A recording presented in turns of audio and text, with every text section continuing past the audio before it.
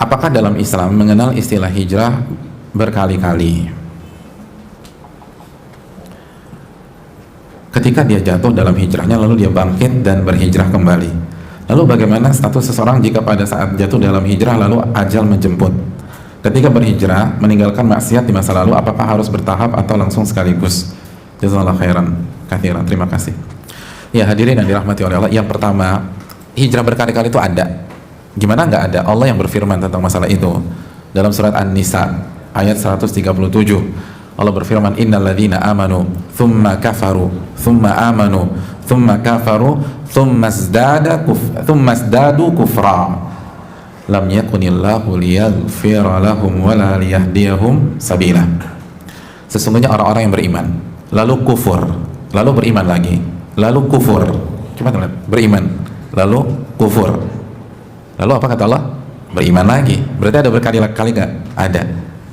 Thumma zdadu kufra, lalu dia kufur lagi, dan pada saat itu Allah nggak sebutkan dia kembali kepada iman, tapi Allah katakan izdadu kufra, dia terus tambah parah kekufurannya.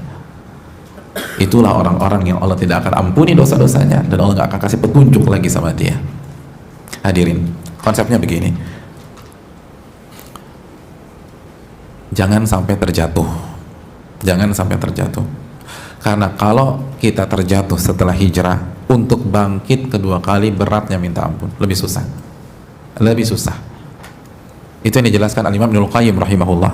Dijelaskan Syekh Sulaiman Ar-Ruhaili dan para ulama yang lain. Analogi sederhana lah.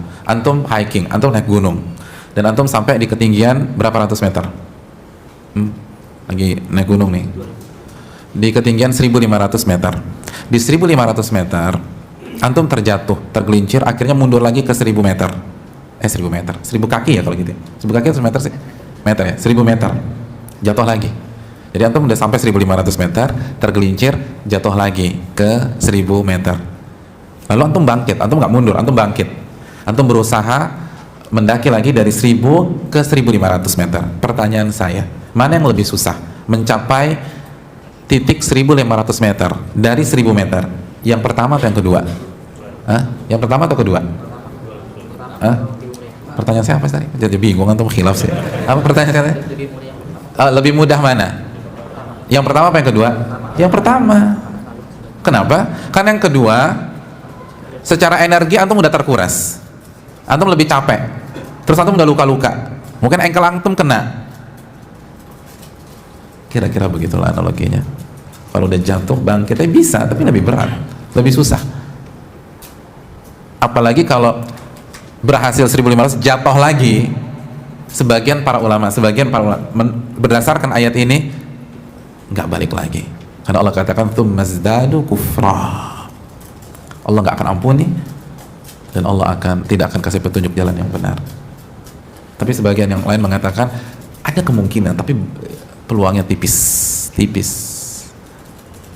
Nasallallahu alaihi wasallam.